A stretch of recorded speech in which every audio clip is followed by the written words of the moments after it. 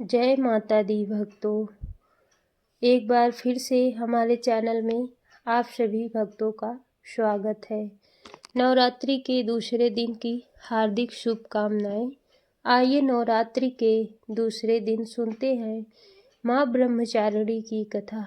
नवरात्रि के दूसरे दिन माँ ब्रह्मचारिणी की पूजा की जाती है। इन्हें तपस्या और साधना की देवी माना जाता है। माँ दुर्गा की नवशक्ति का दूसरा स्वरूप ब्रह्मचारिणी माता का है। यह ब्रह्म का मतलब तपस्या है। माँ दुर्गा का यह स्वरूप भक्तों और सिद्धों को अनंत फल देने वाला है। इनकी उपासना करने से तप, त्याग, वैराग्य, सदाचार और संयम में वृद्धि होती है। माँ ब्रह्मचारिणी का अर्थ है तप की चारिणी, यानी तप का आचरण करने वाली देवी। देवी का यह स्वरूप पूर्ण ज्योतिर्मय और भव्य है। इन देवी के दाएं हाथ में जप की माला और बाएं हाथ में कमंडल है। पूर्व जन्म में इन देवी ने हिमाचल के घर पुत्री के रूप में जन्म लिया था और नारद जी के उपदेश से भगवान शंकर को पति के रूप में पाने के लिए इन्होंने घोर तपस्या की थी। इस कठिन तपस्या के कारण इन्हें तपचारिणी अर्थात ब्रह्मचारिणी नाम से जाना जाता है। इन्होंने 1000 वर्ष तक केवल फल और फूल खाकर बिताए और 100 वर्षों तक केवल जमीन पर रहकर शाक पर निर्वाह किया और कुछ समय कठिन उपवास रखे और खुले आकाश के नीचे वर्षा और धूप के घोर कष्ट सहे। 3000 वर्षों तक टूटे बेलपत्र खाए और भगवान शंकर की आराधना करती रही। इसके बाद तो इन्होंने सूखे बेलपत्र खाना भी छोड़ दिया और कई हजार वर्षों तक निर्जल और निराहार रहकर तप करती रही। पत्तों को खाना छोड़ देने के कारण इनका नाम अपर्णा पड़ गया।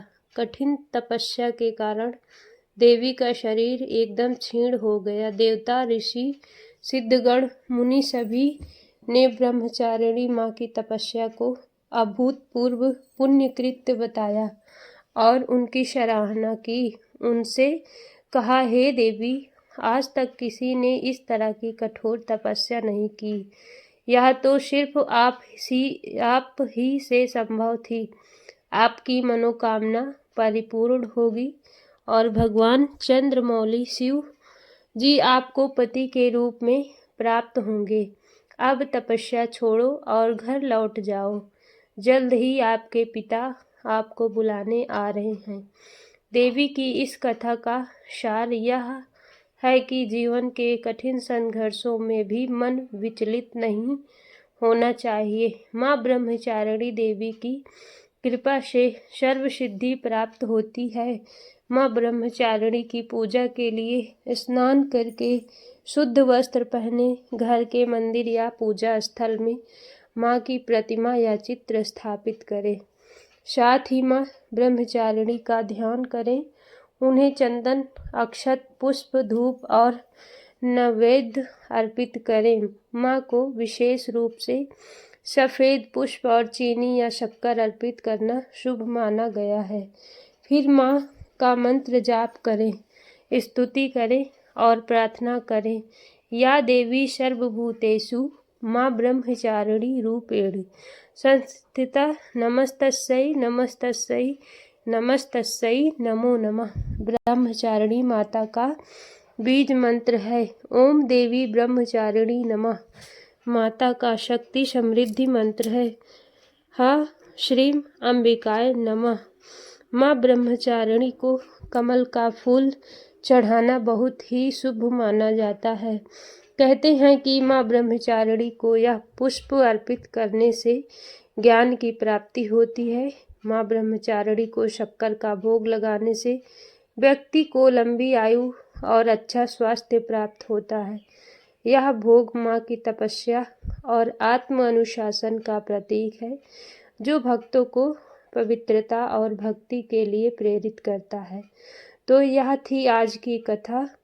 आपको आज की यह कथा अच्छी लगी हो तो वीडियो को लाइक ज़रूर करें और अभी तक चैनल को सब्सक्राइब नहीं किया है तो सब्सक्राइब करना ना भूलें। धन्यवाद। जय माता दी।